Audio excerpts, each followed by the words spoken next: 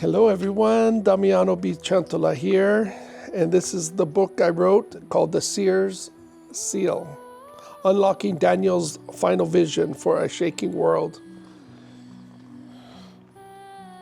And I'm actually just been reading the preface, and now I'm reading into the introduction. Some people do know Daniel. Daniel was an interesting character. He was an interesting prophet, if I may say so. Let me just read. I like to read. Introduction, the seer and the seal. There are a few people in the Bible more mysterious, more majestic, and more relevant to our hour than the book of Daniel. It is at once a historical record and a heavenly scroll. Speaks in the language of dreams and the weight of kingdoms. Trembles with angelic voices, fiery trials, divine decrees, and time-sensitive prophecies. It is the diary of a faithful exile and the coded manuscript of the end. Daniel was not a prophet by office, but by revelation. He did not serve in a temple, but in a throne room. Very true. He did not cry out on the streets, but prayed behind closed doors. And yet through him, God whispered secrets that would echo through millennia. Daniel 12:4. But thou, O Daniel, shut up the words and seal the book, even to the time of the end. Daniel's life is marked by two inseparable realities. Faithless in exile and revelation under fire. He was exiled to Babylon as a teenager, plucked from Jerusalem's holy courts, and replanted in the heart of a pagan empire. Yet he never forgot the God of his fathers. While Babylon tried to rename him, re-educate him, and reform him, Daniel remained unmoved. He was uncompromising in prayer, courageous in conviction, and unshakable in loyalty to the God who governs all nations. But Daniel's story is not simply moral inspiration. It is prophetic instruction. He was entrusted with visions that sweep across time, from Nebuchadnezzar's golden empire to the fourth beast of terror, from angelic visitations to the revealing of one like the Son of Man. From a sealed scroll to a resurrection at the end of days, he saw what many longed to see and heard what no earthly ear could fully grasp. And yet, he was told in Daniel 12:9, "Go thy way, Daniel, for the words are closed up and sealed till the time of the end." That time is now. We live in days of shaking. Nations rage, thrones tremble, truth is scorned, dreams are dark, but Daniel still speaks. This book will not simply analyze prophecy, it will unseal it. We will walk chapter by chapter, dream by dream, fire by fire, not with curiosity, but with clarity. Not with fear, but with faith. You will come to know Daniel, not just a man in Babylon, but as a voice for today. You will see the architecture of empires laid bare before the throne of heaven. You will feel the weight of eternity behind every decree. You will witness the trembling of kings before the God who rules all. And above all, you will behold the glorious vision of the one Daniel saw. Daniel 7:13. Behold, one like the Son of Man came with the clouds of heaven. The seal is breaking. The scroll is opening. The time is short. Welcome to the vision of Daniel. Welcome to the last hour. Welcome to the fire that does not consume, only refines. Let us begin. So here I designed this, the front. He has opened the seal and he's reading it. And here's this one like the Son of Man up in the corner. Here's Daniel as a teenager. I don't know if you guys can see that. I design these, I draw them, and then I put them on print. Chapter 1, the exile begins. A prophet in the palace.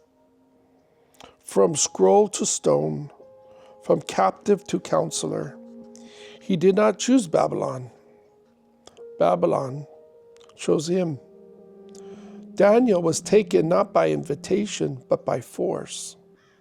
Jerusalem had fallen. The temple lay violated. The vessels of the Lord were seized and paraded through foreign streets. What was sacred in Zion was now profaned in Babylon. The covenant people were scattered, and the land of promise seemed abandoned. And yet, amid this devastation, heaven had already made a move. Before Babylon took Daniel, God had taken him first, set him apart for a purpose no exile could erase. A kingdom falls, but a calling begins. Daniel 1:2. And the Lord gave Jehoiakim, that was the king at the time of Judah, into his hand.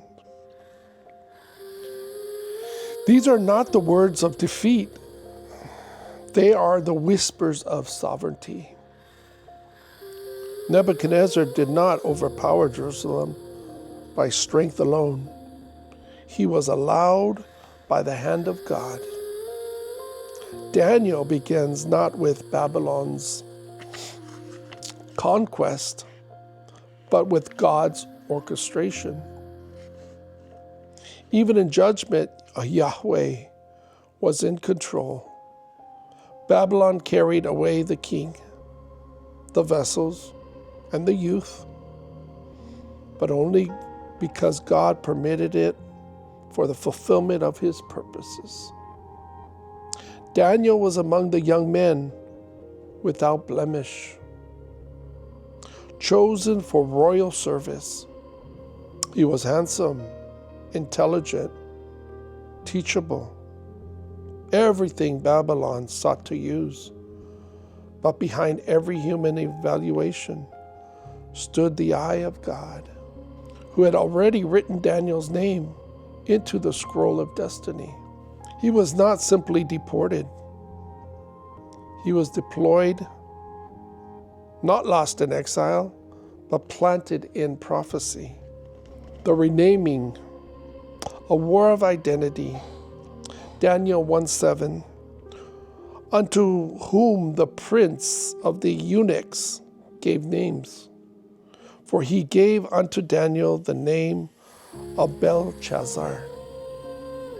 It's very interesting, people, that he was castrated. It doesn't mention it in detail, but as you know, in Daniel 1:7, it gives you that unto whom the prince of the eunuchs gave names.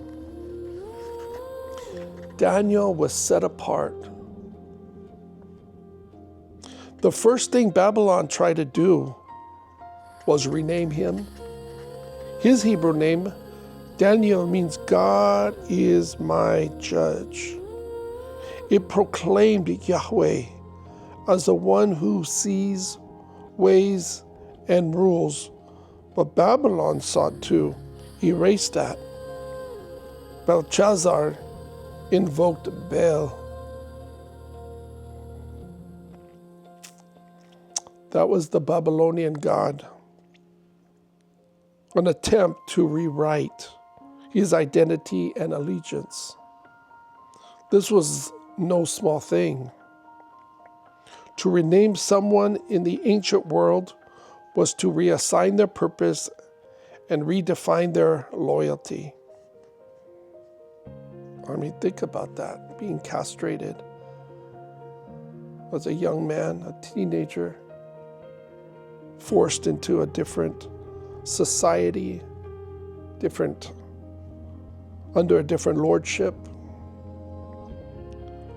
But Daniel never accepted the new name in his heart. The next time,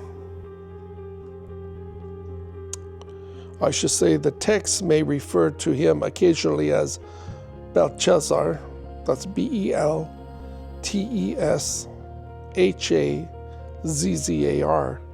but he always lived as Daniel.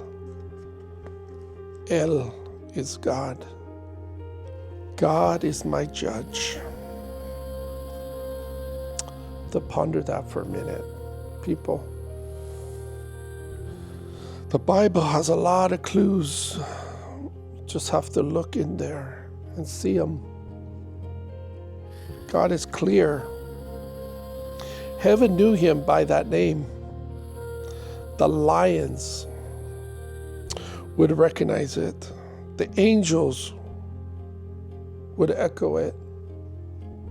And when God spoke to him through visions, he did not say, "Oh, Belshazzar." He said, "Oh, Daniel, greatly beloved." Daniel 1:8. But Daniel purposed in his heart that he would not defile himself. Here is the quiet rebellion that shook a kingdom.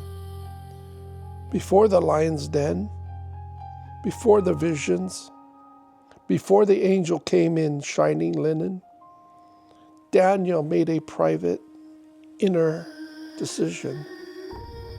He would not defile himself with the king's meat or wine. Why? Because the food was likely offered to idols. Because it symbolized full submission to Babylon. Because his soul had been claimed by a higher throne. What a mighty God we serve. He resolved, not publicly, not loudly, but deeply. In the hidden chambers of his heart, he drew a line that could not be crossed, a flame that would not be quenched. And heaven noticed. 10 days of testing, a lifetime of witness. Daniel purposed a simple test: vegetables and water for 10 days. It was not about diet. It was about devotion. It was a battle for integrity beneath Babylon's gaze. At the end of 10 days, Daniel and his friends appeared healthier than the others. But more importantly, God gave them knowledge and skill in all learning and wisdom. and to Daniel specifically, understanding in all visions and dreams. You find that in Daniel 1:17. This was no ordinary favor.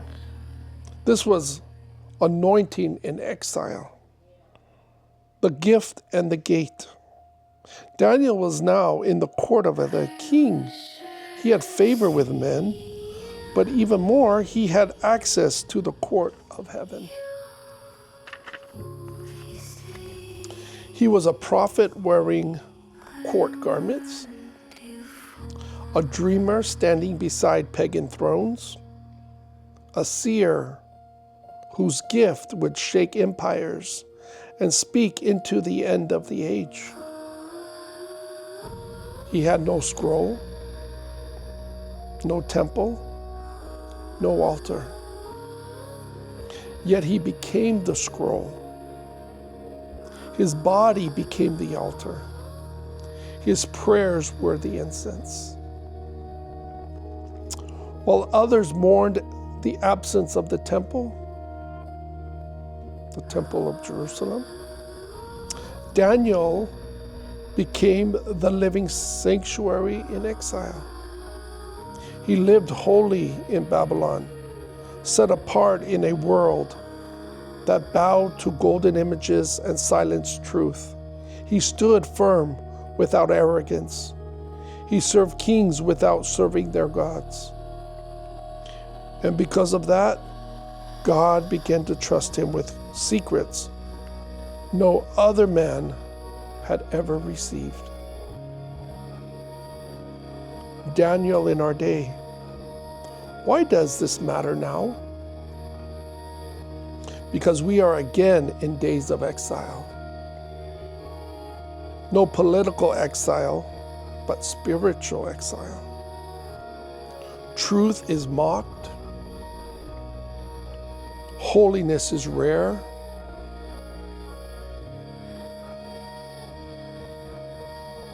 Identity is rewritten. Statues rise. Others are torn down. And compromise is expected. And you see that now as you see this in Africa, Nigeria. There's all terrible genocides going on. So many other countries where Christians are being persecuted daily.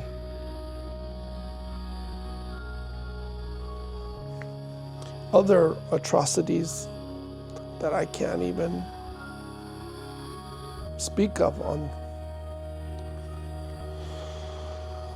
live social media because they're so graphic and so disgusting. But here we are. And the Lord asked me to write books such as these to get the message across to the world. And that's what I'm doing, just being obedient to his call. I choose the call. As I continue here, start over by Daniel in our day. Why does this matter now? Because we are again in days of exile, not political exile, spiritual. And I'll repeat, truth is mocked, holiness is rare, identity is rewritten, statues rise, and compromise is expected.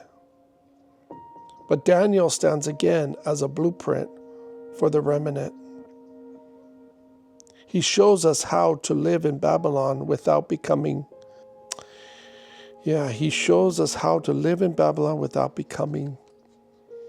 Babylon. Symbolism of rejecting God.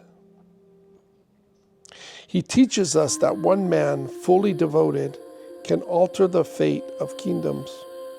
And just like in Daniel's day, God is again looking for those who will not bow, who will not resolve inwardly, long before the fire comes outwardly. People, there will be a time where we will have to make a decision. Who will we serve? Baal or Yahweh?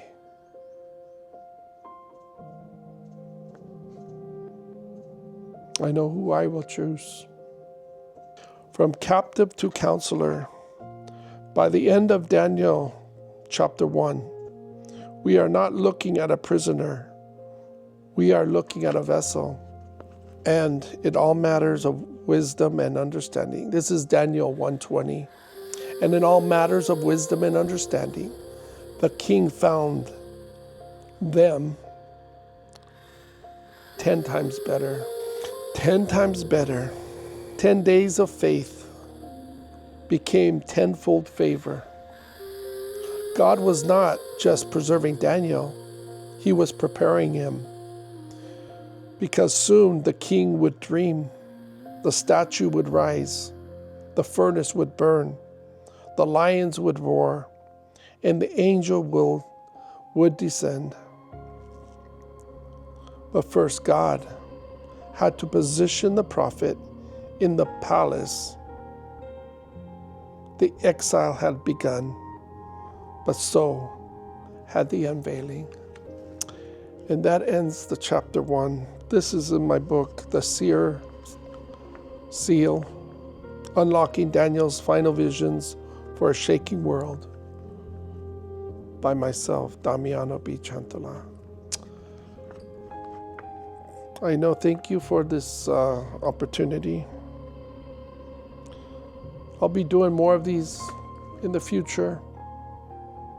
I sit on my couch here. I travel all over the world, and where I am, I bring my books.